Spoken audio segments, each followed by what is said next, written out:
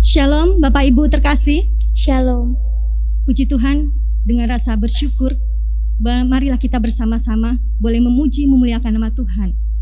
Kita boleh mempersiapkan hati pikiran kita untuk menerima berkat Tuhan pada pagi hari ini. Kita akan mulai ibadah. Bapak Ibu kami undang bangkit berdiri. Kita akan pujikan dari Kidung Jemaat 2. Bait yang pertama dan yang kedua, Suci, Suci, Suci.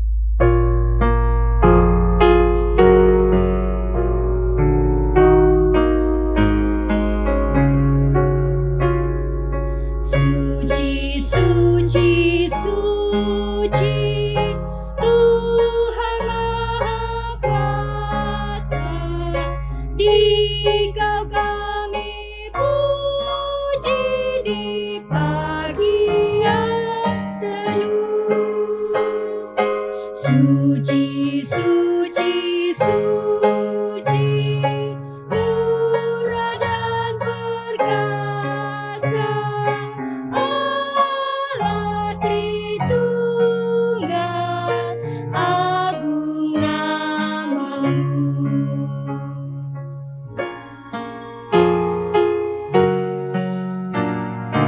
Bait yang kedua. Suci, suci, suci, Kau kudus tersungkur di depan tahta-Mu, memberi mahkotanya. Segenap malaikat sujud menyembah-Mu, Tuhan yang ada selama-lamanya. Jemaat yang dikasihi Tuhan Yesus Kristus, marilah ibadah kita pada pagi hari ini, Minggu 27 Februari 2022, yang juga kita memperingati Minggu Transfigurasi. Kita kuduskan dengan pengakuan demikian. Tuhan yang menjadikan langit dan bumi dengan kuasa Roh Kudus-Nya adalah sumber pertolongan kita. Amin.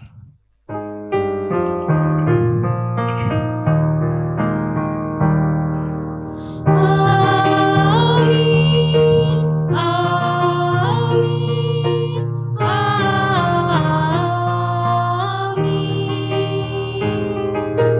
amin, amin.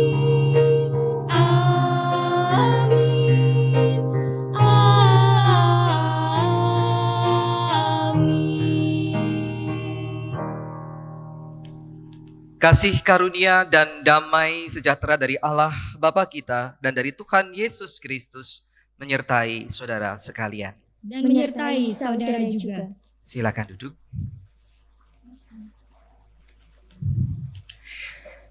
Shalom, Shalom. jemaat yang dikasihi Tuhan Yesus Kristus. Mungkin beberapa kenal dengan ungkapan mager. Mager itu apa? Malas bergerak. Karena apa? Karena sudah WW. WW itu posisi wena gitu ya. Nah, kadang-kadang kita terikat pada sesuatu yang begitu menyenangkan bagi kita, sehingga kita kemudian tidak mau bergerak, tidak mau melakukan sesuatu karena ini sudah posisi yang paling enak buat saya. Pada pagi hari ini kita diingatkan bahwa ada banyak hal yang harus kita kerjakan selain berada di dalam kondisi yang enak menurut kita.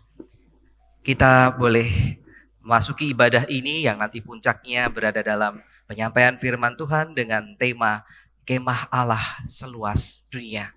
Bukan hanya seluas kemah yang akan diusulkan dibangun oleh Petrus. Bagaimana kisahnya? Kita akan masuk dalam penyampaian firman Tuhan nanti. Mari bersama-sama kita bersukacita di dalam Tuhan. Kita boleh menyatakan iman kita bahwa Dia yang tidak nampak saat ini adalah Dia yang penuh dengan kuasa, penuh dengan cahaya gemilang Sang Kristus. Lagu ini mungkin jarang kita nyanyikan, karena itu mari kita bersama-sama mempelajarinya. NKB 8 bait pertama dan yang kedua.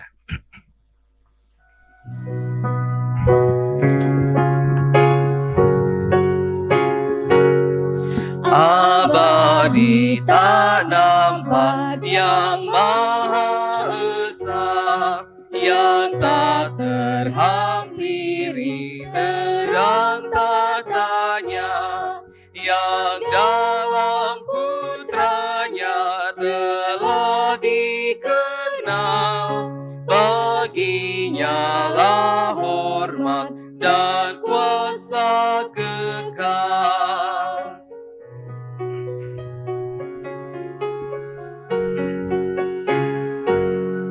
Ibarat cahaya berkarya terang, wibawa rajawi kekal kau pegang. Teguh bagai gunung keadilanmu, dan awanmu surat dengan kasihmu. Kita rendahkan diri di hadapan Tuhan, kita naikkan doa pengakuan dosa kita berdoa. Ya Tuhan, Allah yang penuh dengan kuasa, Allah yang berkarya, Allah yang bahkan turun dari surga menghampiri manusia yang berdosa. Engkau tidak hanya diam di dalam keagungan dan kemuliaan-Mu, tapi Engkau boleh berkarya karena kasih-Mu untuk menyelamatkan kami. Sungguh itu menjadi sesuatu yang sangat-sangat kami sadari. Tetapi sering pula kami lupakan dalam arti bahwa karya-Mu itu harusnya kami bagikan bagi dunia yang penuh dengan kelemahan, yang penuh dengan hal-hal yang tidak baik. Nyatanya seringkali hidup kami serupa dengan dunia.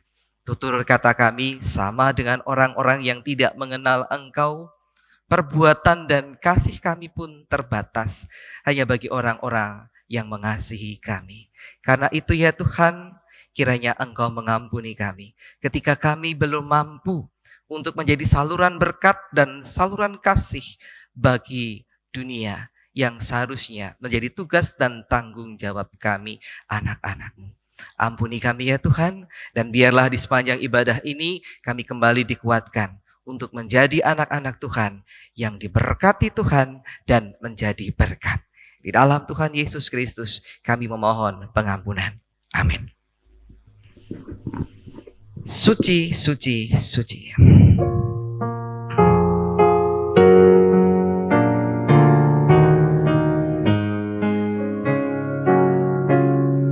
Suci, suci, suci, walau tersembunyi, walau yang berdosa tak nampak wajah-Mu, Kau tetap yang suci, tiada terimbangi. Kau Maha Kuasa, murni kasih-Mu. Mari bersama-sama umat Tuhan yang sudah mengaku dosa di hadapan Tuhan, kembali kita menghayati Yohanes 3 ayat 16 sebagai berita anugerah dari Tuhan. Demikian. Karena begitu besar kasih Allah akan dunia ini, sehingga Ia telah mengaruniakan anaknya yang tunggal, supaya setiap orang yang percaya kepadanya tidak binasa, melainkan beroleh hidup yang kekal. Demikianlah berita anugerah dari Tuhan. Syukur kepada Allah. Suci, suci, suci.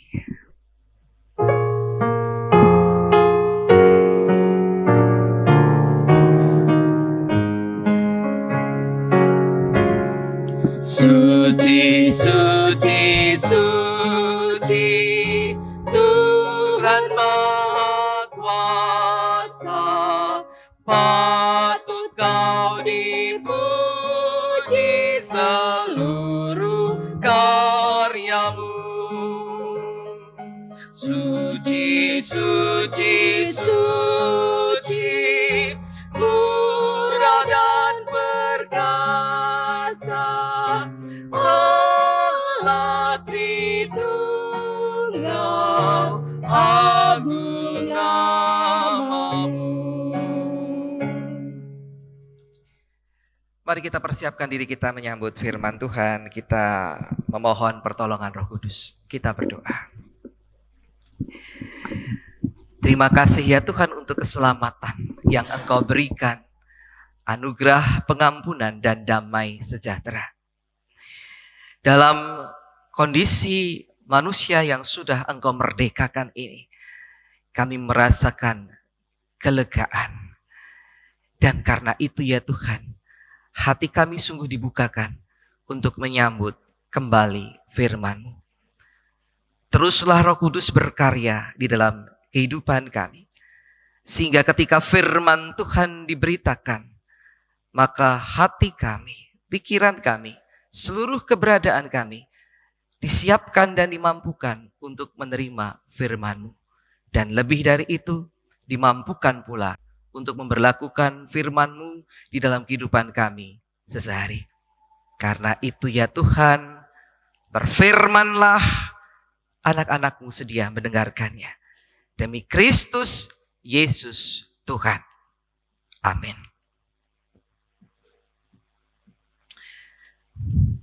Injil Tuhan Yesus Kristus dibacakan menurut Injil Lukas pasalnya yang ke-9. Lukas pasal 9 kita akan membaca ayat 28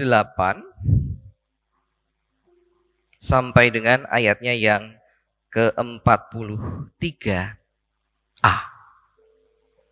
Lukas 9 ayat 28 sampai dengan 43a ada dua judul perikop yang ditulis oleh Lembaga Alkitab Indonesia, yaitu yang pertama kesaksian tentang Yesus dimuliakan di atas gunung, dan yang kedua adalah Yesus mengusir roh dari seorang anak yang sakit.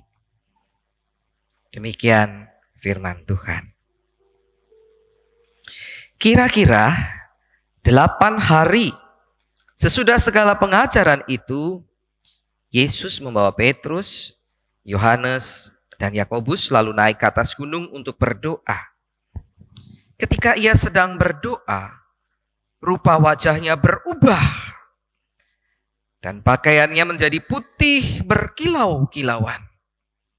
Dan tampaklah dua orang berbicara dengan dia, yaitu Musa dan Elia. Keduanya menampakkan diri dalam kemuliaan dan berbicara tentang tujuan kepergiannya yang akan digenapinya di Yerusalem. Sementara itu Petrus dan teman-temannya telah tertidur. Dan ketika mereka terbangun, mereka melihat Yesus dalam kemuliaannya dan kedua orang yang berdiri di dekatnya itu. Dan ketika kedua orang itu hendak meninggalkan Yesus, Petrus berkata kepadanya, "Guru, betapa bahagianya kami berada di tempat ini. Baiklah kami dirikan sekarang 3 kemah. 1 untuk engkau, 1 untuk Musa, dan 1 untuk Elia." Tetapi Petrus tidak tahu apa yang dikatakannya itu. Sementara ia berkata demikian, datanglah awan menaungi mereka, dan ketika mereka masuk ke dalam awan itu, takutlah mereka. Maka terdengarlah suara di dalam awan itu yang berkata, "Inilah anakku yang kupilih, dengarkanlah dia." Ketika suara itu terdengar, nampaklah Yesus tinggal seorang diri. Dan murid-murid itu merahasiakannya. Dan pada masa itu mereka tidak menceritakan kepada siapapun apa yang telah mereka lihat itu. Pada keesokan harinya ketika mereka turun dari gunung itu, datanglah orang banyak berbondong-bondong menemui Yesus. Seorang dari orang banyak itu berseru katanya, "Guru, aku memohon supaya engkau menengok anakku, sebab ia adalah satu-satunya anakku. Sewaktu-waktu ia diserang roh, lalu mendadak ia berteriak, dan roh itu menggoncang-goncangkannya, sehingga mulutnya berbusa. Roh itu terus saja menyiksa dia, dan hampir-hampir tidak mau meninggalkannya. Dan aku telah meminta kepada murid-muridmu supaya mereka mengusir roh itu, tetapi mereka tidak dapat. Maka kata Yesus, "Hai kamu angkatan yang tidak percaya dan yang sesat, berapa lama lagi aku harus tinggal di antara kamu dan sabar terhadap kamu? Bawa anakmu itu kemari." Dan ketika anak itu mendekati Yesus, setan itu membantingkannya ke tanah dan menggoncang-goncangnya.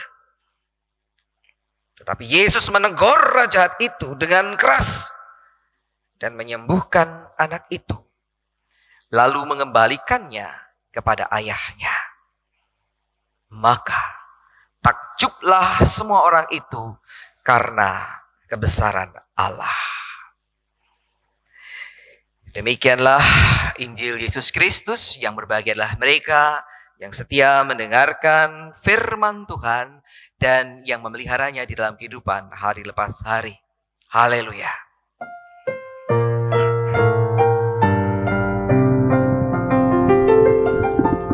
Haleluya, berbahagialah orang yang hatinya takut akan Tuhan. Haleluya, berbahagialah orang yang menyukai segala titahnya.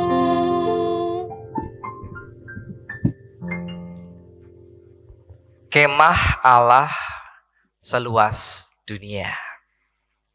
Apa itu kemah? Kita tahu bahwa kemah itu sebuah bangunan sederhana, sifatnya sementara, dari kain tebal yang berfungsi seperti rumah, supaya kita bisa beristirahat di sana dengan nyaman dalam perjalanan tentunya, atau dalam mungkin piknik begitu ya. Kita bisa terlindung dari teriknya matahari, ataupun juga terlindung dari dinginnya malam, bahkan juga terlindung dari hujan. Kurang lebih seperti itu. Bapak Ibu pasti sudah pernah melihat tenda atau kemah. Namun kemudian fungsinya itu pun diperluas. Untuk umat Israel misalnya, selain ada dalam perjalanan menuju keluar dari Mesir ke tanah perjanjian, itu mereka punya kemah untuk keluarga masing-masing, tapi mereka juga memiliki atau membangun sebuah kemah yang disebut sebagai kemah kudus. Itu adalah tempat di mana Allah mau berdiam di antara Israel dalam perjalanan itu, dan salah satu bagiannya kemudian diperlakukan dengan sangat khusus karena melambangkan kehadiran Allah. Ditandai dengan di sana disimpannya tabut perjanjian dan perlengkapan-perlengkapan Maha Kudus, sehingga disebut ruang Maha Kudus. Ada satu bagian dari kemah itu. Nah, umat Israel dalam waktu-waktu tertentu hadir di sekitaran kemah Maha Kudus itu atau kemah kudus itu untuk melakukan ibadah mereka. Jadi ada perluasan dari fungsi kemah.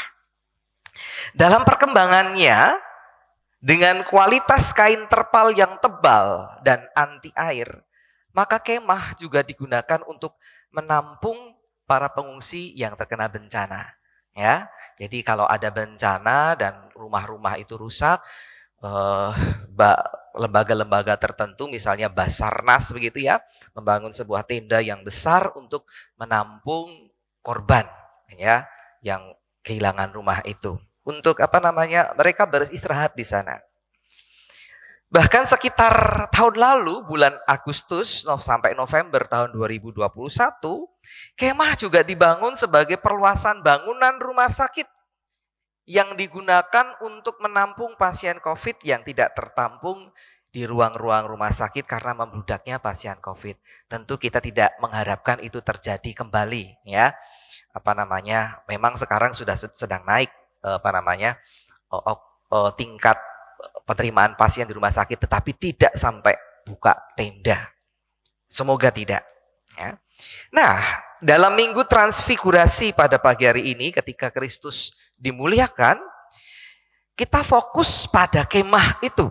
Ya, sesuatu yang ditawarkan oleh Petrus untuk Musa, Elia, dan Tuhan Yesus. Peristiwa di gunung pada waktu itu pastilah sangat menggetarkan hati Petrus, Yakobus, dan Yohanes yang diajak Yesus untuk berdoa di atas gunung yang tidak disebutkan namanya. Karena apa? Karena mereka melihat di samping guru mereka begitu bersinar, mereka juga melihat tokoh yang namanya Musa dan Elia yang adalah nabi besar yang cuma mereka dengar keberadaannya melalui kisah-kisah kitab suci, dan mereka saat itu bisa menyaksikan. Mereka tahu bahwa ini namanya Musa, ini namanya Elia. Dan karena itu ketika Petrus menawarkan untuk membangun kemah, tentu ini adalah sebuah tanda kutip kebaikan. Ya, kebaikan hati murid-murid Yesus. Karena apa? Karena ketika mereka membangun kemah itu, di dalam kemah mereka bisa berbincang-bincang dengan lebih leluasa, bisa ngobrol dengan nyaman, dan lagi mereka bisa lebih berlama-lama saling bercakap-cakap dengan tokoh-tokoh yang penting ini tanpa diganggu dengan orang-orang yang nanti kalau sudah turun menunggu pelayanan Yesus. Bukankah mereka di situ datang untuk berdoa? Dan bukankah gurunya juga mendapatkan peneguhan melalui pengalaman spiritual, supranatural, bertemu dengan Musa dan Elia? Mereka tidak menyangka bahwa Yesus kedudukannya lebih tinggi dari Musa dan Elia. Tetapi ketika Musa dan Elia datang, ini berarti kan sesuatu yang sangat menguatkan guru mereka. Itu menurut pemikiran Petrus. Petrus tidak ingin kehilangan momen membahagiakan tersebut. Dia berusaha menghalangi kepergian Musa dan Elia. Kan Musa dan Elia sudah mau pergi, pamitan, terus baru memberikan alasan. Oh, rasanya menyenangkan ya di sini. Baiklah kami membangun sebuah tenda untuk Musa, untuk Elia, dan juga untuk engkau. Namun kemudian ternyata keinginan Petrus itu tidak terkabulkan. Karena saat ia menawarkan usulannya, tiba-tiba ada awan yang menaungi. Bahkan kemudian mereka diselimuti oleh awan itu. Saya mikirkan apa sih yang terjadi ketika kita diselimuti awan. Ibu Bapak, ketika baru saja kemarin saya pulang dari Banjarmasin ke Semarang naik pesawat. Kebetulan kan musim hujan ya, jadi ada banyak awan. Ada awan yang kelabu, ada awan yang gelap, dan ada awan yang putih begitu ya. Nah, ada yang tipis, ada juga yang tebal. Pesawat seringkali berusaha menghindari awan yang tebal yang berwarna gelap. Ya, biasanya seperti itu. Tapi kalau tidak sengaja, tidak bisa dihindari dan terpaksa masuk gitu ya, maka yang terlihat itu hanya kegelapan ataupun juga putih saja. Ketika di jendela itu kita nggak bisa melihat apa-apa. Ini arahnya kemana, ada apa di depan, itu tidak terlihat. Ya. Dan seringkali juga ketika kita memasuki awan, mungkin karena ada muatan-muatan listrik itu ya, mungkin Bapak Ibu yang pernah naik pesawat rasanya gimana? Kayak gerunjal gitu, gedik gitu ya. Ketika naik pesawat seolah-olah kalau naik mobil itu kita lagi melewati jalanan yang berbatu kan, seperti itu. Itu juga ketika di pesawat memasuki awan terasa seperti itu. Ya. Nah, adalah hal yang wajar Ibu Bapak Saudara kalau kita berada di tempat yang tinggi. Di gunung itu kita sering lihat ada banyak kabut, ada banyak awan begitu ya, yang mengganggu pandangan kita. Namun kalau intensitasnya tinggi, kalau begitu tebal, kemudian kita diselimuti oleh awan itu, rasanya gelagapan. Ya. Rasanya nggak tahu apa-apa di depan dan gelagapan. Apalagi kalau itu cukup lama. Dan itu menakutkan. Terutama bagi Petrus, Yakobus, dan Yohanes pada saat itu. Ketika awan menutupi, mereka tidak bisa melihat apa-apa, tidak bisa melakukan tindakan apa-apa, dan hal itu menakutkan. Sehingga ini sesuatu yang wajar. Namun demikian suara Allah yang kemudian terdengar yang menyatakan, inilah anakku yang kupilih, dengarkanlah dia. Berkali-kali ketika sampai di sini saya selalu menekankan tentang dengarkanlah dia.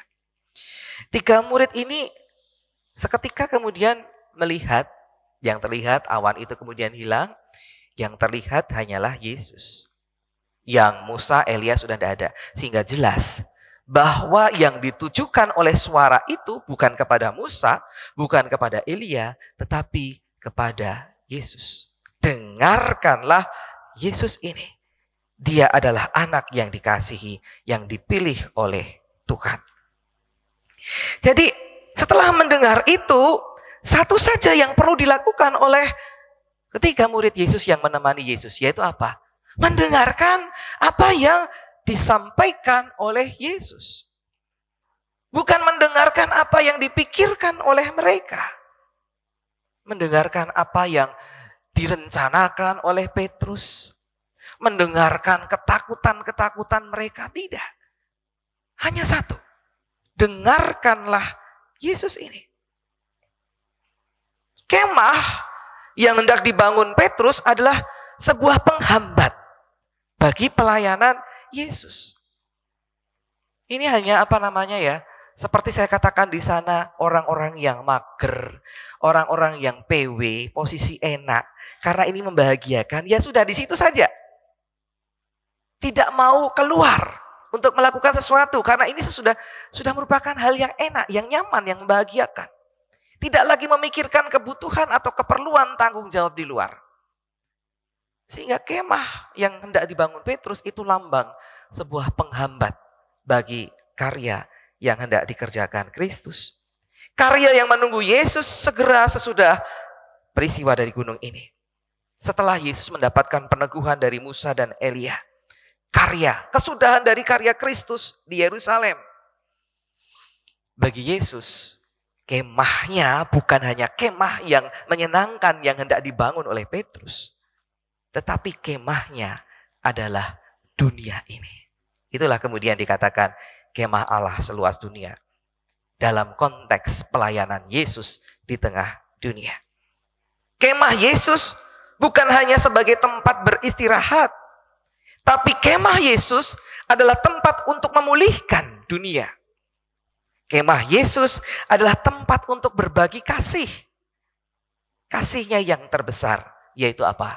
Dirinya sendiri. Sehingga karya Yesus tidak bisa dibatasi oleh bangunan sementara kemah yang hendak dibangun Petrus. Tetapi dunia ini, tempat di mana Yesus menikmati keberadaannya, membagikan kasihnya. Ya, karena itu Ibu Bapak Saudara, kemah kemudian dipahami bukan lagi sekedar tempat beristirahat sementara, tapi kemah kemudian menjadi tempat untuk melayani, tempat untuk memulihkan dan berbagi kasih. Karena itu Kristus tidak menanggapi kemah yang akan dibuat Petrus, karena kemah itu hanya menyenangkan pribadi Petrus saja. Petrus harus mendengarkan dan menyaksikan sendiri bahwa kemah Kristus adalah seluruh dunia. Tempat di mana Kristus boleh berkarya bagi seluruh umat manusia. Dan setelah Petrus dan teman-temannya melihat, menyaksikan dan mendengar apa yang dikatakan Yesus, dilakukan oleh Yesus, maka murid-muridnya ini harus mengikuti jejak Kristus. Nah, Ibu Bapak Saudara, kalau begitu bagaimana kita bisa mempraktekkan prinsip ini? Kita tahu bahwa kemah itu sifatnya sementara. Rumah kita pun saat ini, Bapak Ibu punya tempat tinggal, entahkah itu ngontrak, entahkah itu sewa, entahkah itu memang hak milik saudara, pada akhirnya rumah itu menjadi sesuatu yang sementara. Karena pada waktunya kita akan meninggalkannya ketika kita mati. Kalau anak-anak baik, gak akan timbul masalah. Ya, rumah warisan itu gak akan timbul masalah. Tapi kalau anak-anak kita gak baik, justru jadi sumber pertengkaran. Ya, rumah yang kita miliki. Bahkan tubuh kita juga seringkali disebut di dalam Alkitab sebagai kemah. Semasa di dunia ini, kita memakai tubuh kita sebagai kemah kita. Dan pada waktunya juga nanti akan ditinggalkan, akan dihancurkan. Entahkah dengan dibakar, entahkah dengan dimakamkan, gitu ya. Dikubur, gitu ya. Ditaruh di gua. akan hancur dan akan kita tinggalkan. Pada waktunya nanti akan diubahkan dengan tubuh kebangkitan. Dan kalau kita menyadari ini, maka seharusnya kita lebih menekankan kualitas hidup di dalam kemah itu. Kualitas hidup kita dalam kemah kita, tubuh kita saat ini, atau kualitas hidup kita di rumah kita masing-masing.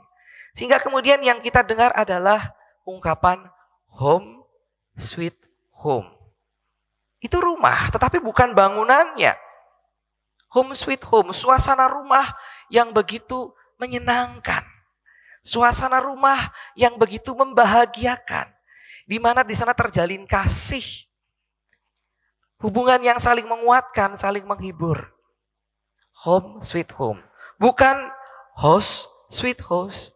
Rumah yang indah, rumah yang bangunannya kita anggap megah atau bagus ya, dengan bermacam-macam pernak-pernik, atribut, kemudian perlengkapan dalam rumah yang indah. Tetapi ternyata suasana di dalamnya tidak menyenangkan. Home sweet home. Yang ditekankan harusnya adalah di dalam rumah kita bisa merasakan kasih, sayang, dan kemudian kita bisa berbagi kasih satu dengan yang lainnya. Sama seperti yang diinginkan Petrus, dari rumah kita bisa merasakan kebahagiaan.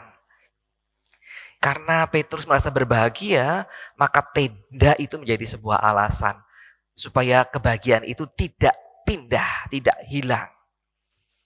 Seharusnya kita merindukan kebahagiaan di dalam rumah itu. Tapi jangan hanya berhenti di rumah. Sehingga apa? Jadi orang rumahan. Tidak bisa bergerak kemana-mana. Apa-apa segala sesuatu di rumah. Ya. Tidak berbagi kemudian kepada orang-orang di luar rumah. Tidak membahagiakan kasih, tidak membagikan kasih Tuhan kepada orang-orang di luar rumah. Tidak berbagi kebahagiaan untuk orang-orang di sekitar. Nah, seharusnya rumah yang dipenuhi dengan kebahagiaan dan kasih dalam Tuhan Yesus Kristus itu memberikan bekal bagi kita. Memberikan bekal untuk saya dan saudara. Supaya apa? Ketika keluar rumah, dan memang Tuhan ingin seperti itu. Itu ada orang-orang yang diperbaiki kehidupannya. Dipulihkan kehidupannya. Kita lihat ceritanya bukan berhenti hanya di situ. Ketika Yesus turun, Yesus membagikan sesuatu. Mengubahkan sesuatu yang rusak. Yang tidak bisa pada waktu itu dilakukan oleh murid-muridnya. Memulihkan kehidupan sebuah keluarga. Anak yang kerasukan setan itu diusir setannya sehingga bisa pulih, ada kebahagiaan kembali. Kalau kemah yang dibangun Petrus itu membatasi Yesus untuk melakukan karya kasihnya. Yesus turun menganggap dunia adalah kemahnya.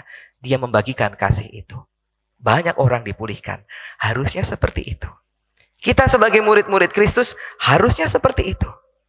Damai, sukacita yang kita temukan di rumah kita bagikan untuk orang-orang di sekitar kita. Sehingga sesuatu yang indah tidak hanya kita miliki, kita alami, tetapi juga dialami, dirasakan oleh orang-orang di sekitar kita. Dan ini bukan perjuangan yang mudah, Ibu Bapak Saudara. Di tengah Indonesia yang dipenuhi dengan berbagai isu, kasus SARA, habis kasus ini ganti kasus yang lain. Yang terbaru itu kasus Kalimantan, ya. Sekarang mulai kasus TOA. Nanti kasus apa lagi? Macam-macam. Yang membuat kita nggak bisa bergerak, nggak bisa ada rasa kasih, rasanya ada jengkel dengan keadaan seperti ini, dengan dengar isu-isu. Kok orang kok seperti itu, gitu saja kok. Emosi dan sebagainya. Kita nggak bisa berbagi kasih. Karena ada rasa kejengkelan, ketidaknyamanan. Dan kita sedang dihancurkan atau diberikan pemahaman-pemahaman yang membuat kita tidak nyaman. di Indonesia saat ini. Bagaimana kita bisa berbagi kasih? Di tengah dunia yang berjuang keluar dari pandemi COVID, pandemi yang kemudian membatasi kita. Anak-anak sudah mulai sekolah, kerja sudah mulai banyak gitu ya, mulai full. Kemudian ini mulai naik lagi, dibatasi lagi. Sekolah-sekolah belum bisa masuk. Orang tua jadi repot mengatur waktunya dengan anak-anak yang belajar dan sebagainya. Bagaimana kita bisa berbagi kasih sementara kita harus ada di rumah? Di tengah-tengah bumi yang sering bergolak dengan berbagai macam bencana, gempa bumi, gitu ya, banjir, longsor, dan sebagainya. Oh, itu kalau itu sih bisa. Itu bagian dari kita untuk kemudian berbagi kasih. Karena itu gereja juga dimintain sokongan untuk membantu pemulihan korban bencana di tempat A, B, C, seperti itu. Tapi kalau kebanyakan bencana juga agak susah. Di tengah dunia yang tengah dibayangi dengan perang dunia ketiga. Ya, kita sedang dibayangi perang dunia ketiga saat ini, Ibu Bapak Saudara. Yang disulut dari perselisihan Rusia dengan Ukraina. Itu nanti meluas. Bisa negara-negara NATO, kalau memang terpancing, kemudian melawan Rusia kerjasama, itu perang dunia ketiga. Dan imbasnya bisa sampai ke seluruh dunia. Karena kalau ada perang ini, kemudian juga perekonomian akan terganggu. Termasuk perekonomian Indonesia. Kalau perekonomian Indonesia terganggu, harga-harga barang semakin mahal. Kalau harga-harga barang semakin mahal, akan banyak yang protes kepada pemerintah. Gimana ini nggak bisa mengatasi hal ini? Dan kalau ada protes-protes yang semakin menjadi besar, bisa jadi sesuatu yang buruk terjadi juga di Indonesia. Jadi dunia sedang tidak baik-baik saja. Karena itu kita dibekali pada hari ini. Seberapapun kita bisa, mari kita bagikan kasih Kristus. Karena Tuhan sudah memberkati ibu bapak saudara dengan kasih Kristus. Kasih Kristus itu bukan hanya untuk anggota keluarga kita, bukan hanya untuk kemah kita, tetapi harus dirasakan semakin banyak, semakin luas, sehingga warga dunia mengalaminya, menerima, merasakan kasih Kristus. Karena itu ibu bapak saudara, lakukanlah dari saudara-saudara dulu. Lakukanlah dari kita sendiri. Lakukanlah terlebih dulu dalam keluarga kita. Bagaimana kasih itu terus dipupuk. Dan lakukanlah terus di sepanjang perjumpaanmu dengan siapapun yang engkau jumpai. Itu kalau Bapak Ibu sempat keluar rumah. Paling tidak keluar dari rumah kita, ada tetangga disapa. Lakukanlah itu. Maka semoga apa yang dikerjakan oleh Tuhan Yesus, Dia berbagi kasih itu, kita pun bisa melakukannya sesuai dengan kapasitas kita, sekecil apapun. Selamat memperjuangkannya, selamat melakukannya, karena di dalam Tuhan Yesus Kristus, Tuhan memampukan saudara-saudara. Dan saya juga sedang berusaha untuk melakukannya. Mulailah dari rumah saudara-saudara dan kembangkanlah kepada siapapun saudara-saudara berjumpa. Tuhan Yesus menolong saya dan saudara. Amin. Mari kita bersatu teduh, kita berdoa. Terima kasih Tuhan. Melalui sikapmu, tindakanmu, pernyataanmu, karyamu, kami boleh melihat bahwa kemahmu adalah seluruh dunia. Kemah bukan hanya tempat beristirahat, tetapi justru kemah untuk berbagi kasih, berbagi berkat, sampai seluruh dunia boleh menerima anugerah Tuhan. Kiranya Engkau berkati kami, keluarga-keluarga kami, sehingga di dalam keluarga-keluarga kami sungguh merasakan kasih-Mu, berkat-Mu, dan kami boleh bagikan itu untuk orang-orang di sekitar kami. Melalui keluarga kami terbentuk pribadi-pribadi yang takut akan Tuhan, pribadi-pribadi yang menyadari berkat-berkat Tuhan, dan kemudian membagikan berkat-berkat itu. Engkau memampukan kami di dalam Tuhan Yesus Kristus. Amin.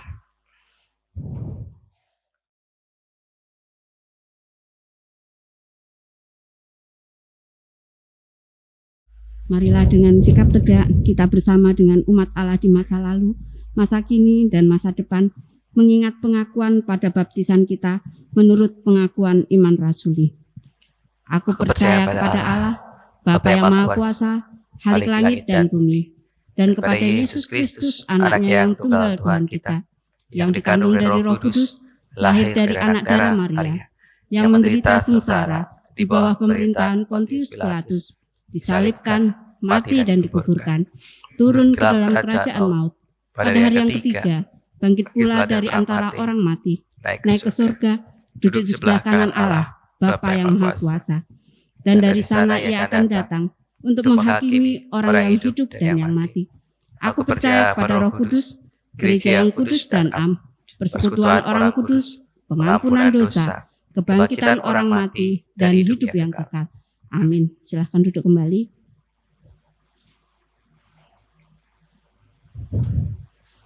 Shalom, selamat pagi Bapak Ibu.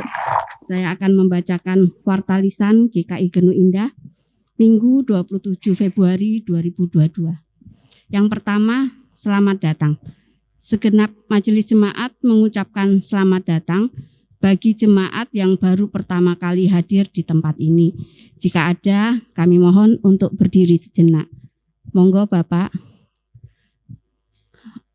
Bisa berdiri sejenak Bapak supaya jemaat di sini boleh mengenali. Ya.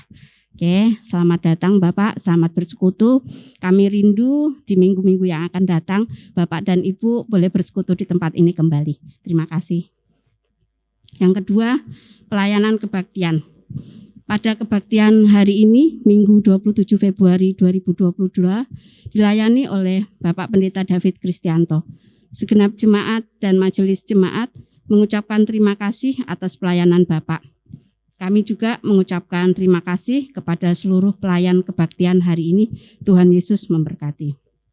Yang ketiga, protokol kesehatan. Majelis jemaat mengucapkan terima kasih kepada anggota jemaat dan simpatisan yang hadir lebih awal sebelum ibadah dimulai dan selalu mengikuti protokol kesehatan. Bagi saudara yang merasa tidak enak badan, dimohon tidak mengikuti ibadah di gereja terlebih dahulu. Yang keempat, persidangan majelis jemaat. Persidangan majelis jemaat GKI Genu Indah akan dilaksanakan pada hari Selasa 1 Maret 2022 pukul 7 malam, pemimpin Penatua Trianto Herlambang. Bagi jemaat yang mempunyai saran tentang kehidupan bergereja, dapat memberikan kepada majelis jemaat sebelum acara dimulai. Mohon kehadiran majelis jemaat. Yang kelima, katekisasi reguler. Majelis Jemaat GKI Genu Indah membuka pendaftaran katekisasi reguler 2022.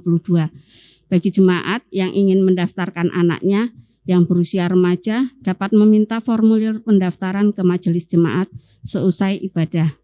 Katekisasi dimulai tanggal 6 Maret 2022 pukul 9 pagi. Yang keenam, jemaat diundang hadir dalam kebaktian Rabu Abu yang akan dilaksanakan pada hari Rabu 2 Maret 2022 pukul 7 malam dengan tema Pertobatan Awal Menuju Kemenangan Kristus. Jemaat dan simpatisan dimohon menggunakan pakaian bertema hitam atau gelap. Mohon kehadiran anggota jemaat dan simpatisan GKI Genu Indah.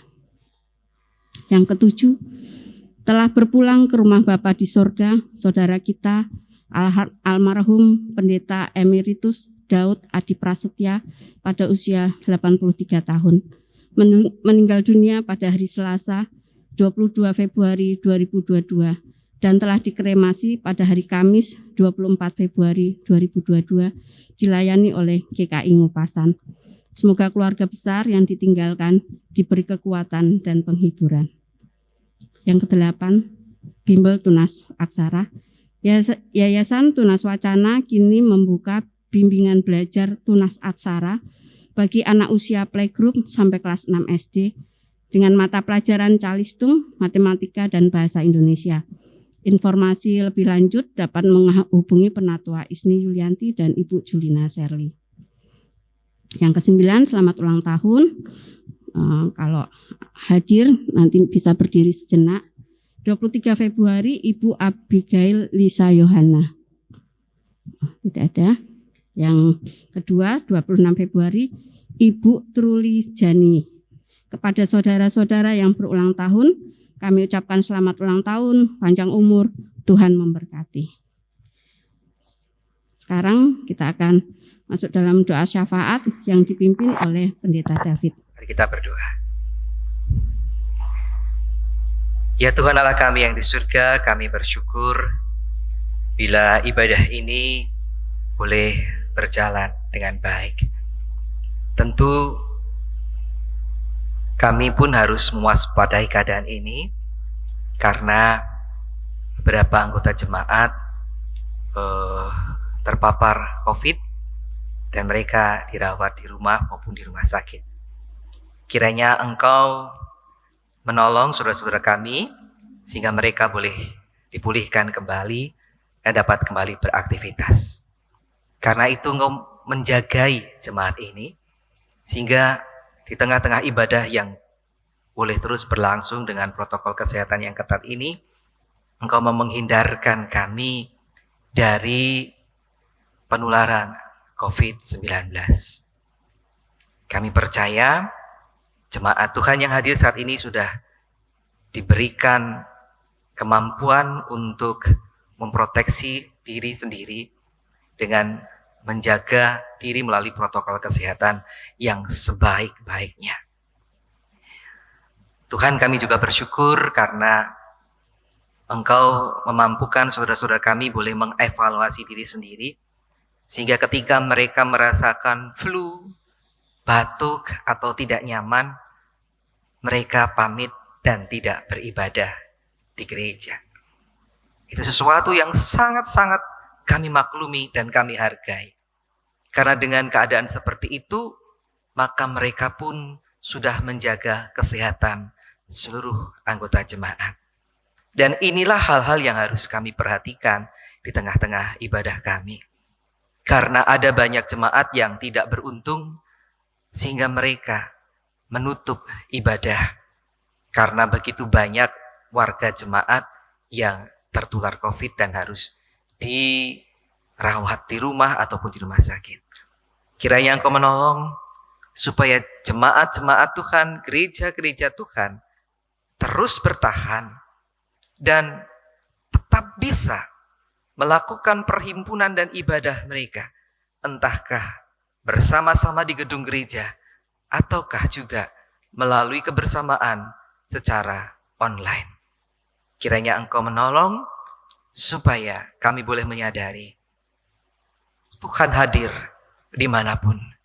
Di tengah-tengah dunia ini Tuhan hendak berkarya.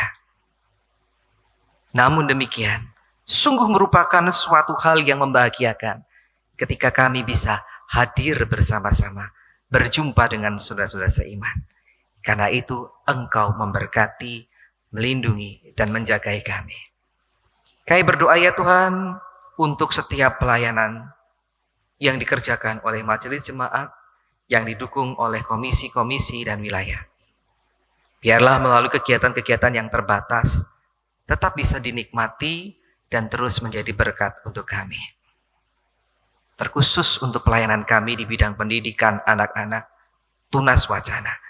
Kiranya Engkau memberkati, supaya guru-guru diberikan kesehatan, kemampuan dan hikmat, sehingga di tengah-tengah keadaan seperti ini mereka pun tetap terus bisa membagikan karya Tuhan bagi anak-anak yang dididik, diberikan kepercayaan untuk dididik oleh mereka. Tuhan berkati semua kebutuhan dari pelayanan Tunas Wacana ini boleh tercukupi. Karena ada banyak hal yang harus kami penuhi dalam pelayanan kami yang satu ini. Tuhan juga membukakan peluang untuk saudara-saudara baik anggota jemaat ataupun di luar jemaat ini boleh berpartisipasi dalam pelayanan yang kami kerjakan. Terima kasih Tuhan. Kami juga berdoa untuk bangsa dan negara. Tuhan tolong isu-isu banyak yang digoreng sedemikian rupa, yang kalau tidak dikelola dengan baik akan menghancurkan bangsa ini.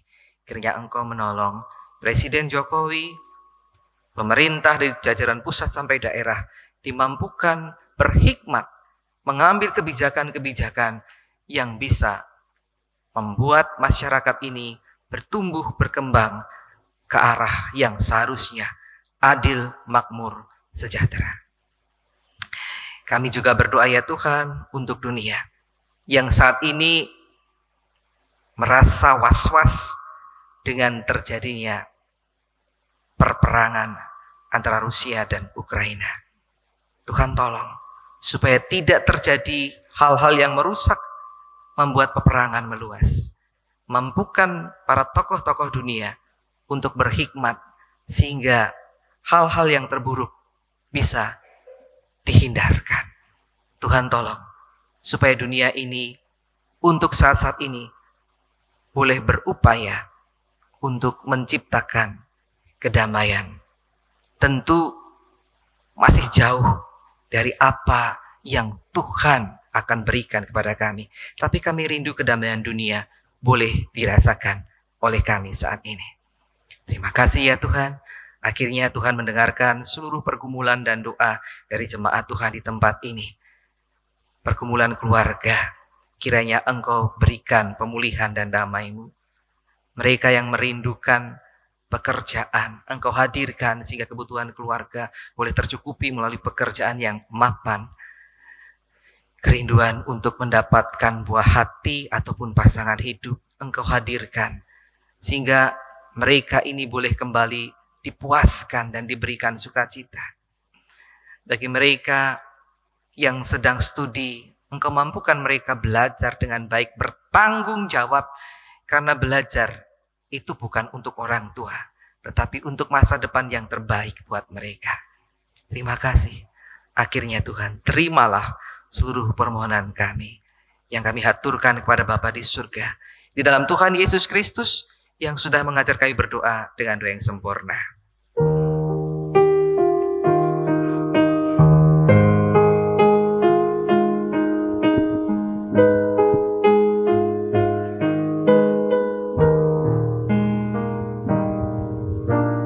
Bapa kami yang di surga,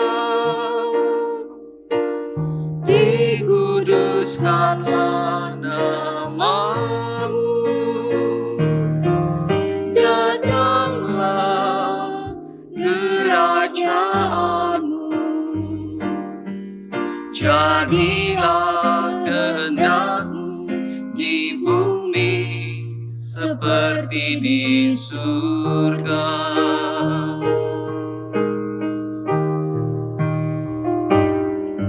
Berikanlah kami pada hari ini makanan kami yang secukupnya, dan ampunilah kami akan kesalahan kami, seperti kami juga mengampuni orang yang bersalah kepada kami. Dan janganlah membawa kami ke dalam pencobaan, tetapi lepaskanlah kami daripada yang jahat. Karena Engkau-lah yang mempunyai kerajaan dan kuasa dan kemuliaan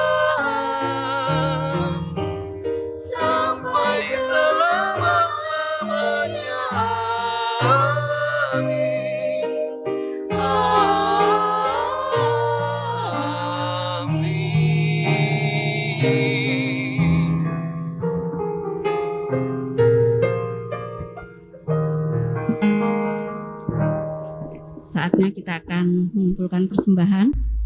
Marilah kita memberikan persembahan kepada Tuhan dengan berlandaskan pada firman-Nya dari Mazmur 30 ayat yang kelima. Nyanyikanlah mazmur bagi Tuhan, hai orang-orang yang dikasihi-Nya, dan persembahkanlah syukur kepada nama-Nya yang kudus. Kantong hijau diperuntukkan program Tunas Wacana. Bagi orang tua anak sekolah minggu, Komisi Anak menyediakan kotak persembahan tersendiri. Bagi jemaat yang tidak dapat mengikuti ibadah tatap muka, dapat tetap memberikan persembahan dengan cara yang pertama, menghubungi majelis jemaat yang bertugas di wilayah untuk mengambilnya. Yang kedua, mengirimkan melalui transfer ke rekening GKI Genu Indah. Atau yang ketiga, mengirimkan transfer melalui scan QRIS BCA yang ditempel di bangku jemaat.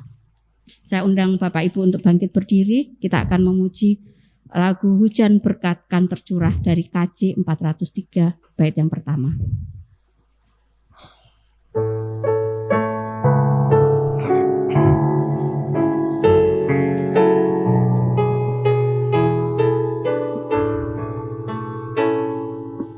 Hujan berkat kan tercurah, itulah janji kudus. Hidup segar dari sorga kan diberi penebus. Hujan berkat-Mu, itu yang kami perlu. Sudah menetes berkat-Mu, biar tercurah penuh. Mari kita bersatu dalam doa. Bapa di surga, Bapa yang mengasihi kami, Bapa yang maha baik, kami bersyukur Tuhan, segala puji, hormat, sembah kami naikkan kepadamu, untuk segala anugerah-Mu, kasih-Mu, berkat-Mu buat kami. Terima kasih untuk kesempatan hari ini kami boleh beribadah, kami boleh mendengarkan firman-Mu, bahkan kami boleh memuji nama-Mu. Kami bersyukur juga Tuhan ada waktu kami, untuk kami boleh mengumpulkan persembahan sebagai ungkapan syukur kami kepadamu Tuhan. Mari Engkau sucikan, kuduskan, sehingga persembahan ini boleh layak dipakai untuk pelayanan di gereja ini Tuhan. Kami berdoa untuk majelis jemaat yang mengelola, biarlah Tuhan tetap memberkati, takut akan Tuhan, sehingga dikelola dengan sesuai dengan kehendak Tuhan. Sebentar kami akan pulang, kami menyerahkan kehidupan kami selanjutnya ke dalam tangan-Mu. Biarlah Tuhan tetap memelihara kehidupan kami, sehingga kami boleh dipakai, kami boleh memakai hidup kami untuk senantiasa memuliakan Tuhan. Terima kasih Tuhan, inilah ungkapan syukur, ucapan syukur kami kepadamu. Hanya di dalam nama Tuhan Yesus Kristus kami berdoa. Amin. Jemaat yang dikasihi Tuhan Yesus Kristus, nikmatilah setiap berkat, anugerah, dan kasih yang diberikan oleh Tuhan kepadamu secara pribadi maupun rumah tanggamu. Nikmatilah itu, kembangkanlah, supaya rumahmu menjadi rumah yang indah, dipenuhi oleh kasih Tuhan dan damai sejahtera. Tapi ingat, dunia dimanapun saudara-saudara hidup itu membutuhkan pula kasih dan anugerah Tuhan. Jangan lupa untuk membagikannya. Ingatlah bahwa kemah Allah itu seluas dunia. Bagaimana yang kita dengarkan dalam firman Tuhan pada pagi hari ini. Jadilah berkat. Yesus menginginkan daku, biarlah apa yang diinginkan Tuhan itu boleh kita berlakukan di tengah-tengah kehidupan kita.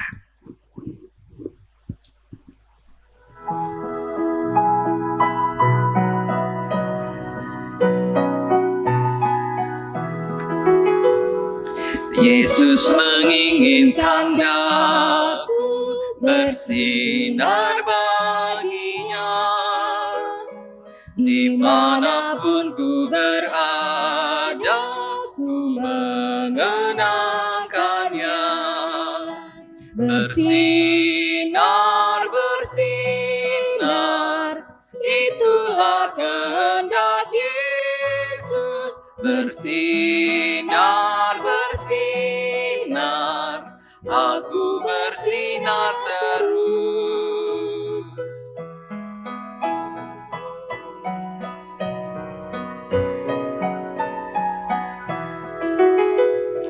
Yesus menginginkan daku menolong orang lain. Manis dan sopan selalu ketika ku bermain. Bersinar, bersinar, itulah kehendak Yesus. Bersinar, bersinar, Aku bersinar terus. Jemaat yang dikasihi Tuhan Yesus Kristus, selalu arahkanlah hatimu kepada Tuhan. Kami mengerahkan hati pada Tuhan. Jadilah saksi-saksi Kristus. Kami siap menjadi saksinya. Percaya Tuhan selalu memberikan kekuatan kepadamu. Syukur kepada Allah, Terpujilah Tuhan. kini dan selamanya. Sekarang pulanglah dalam damai sejahteranya dan terimalah berkat Tuhan. Tuhan memberkati engkau dan melindungi engkau. Tuhan menyinari engkau dengan wajah-Nya dan memberi engkau kasih karunia. Tuhan menghadapkan wajah-Nya kepadamu dan memberi engkau damai sejahtera. Dari hari ini sampai Maranatha, Tuhan Yesus datang kembali. Amin.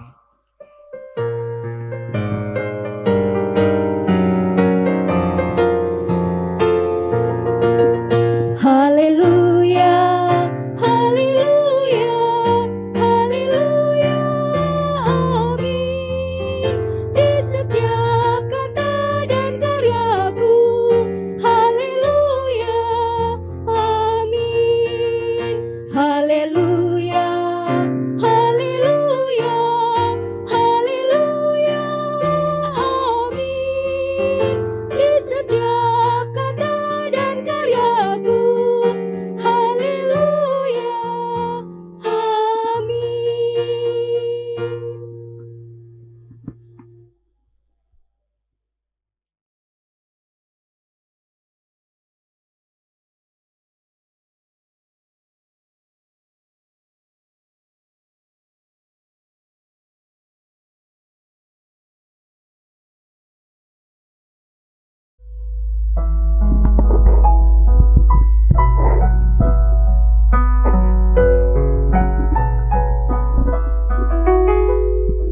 Yesus menginginkan daku bersinar baginya. Dimanapun ku berada, ku mengenangkannya. Bersinar, bersinar, itulah kehendak Yesus. Bersinar,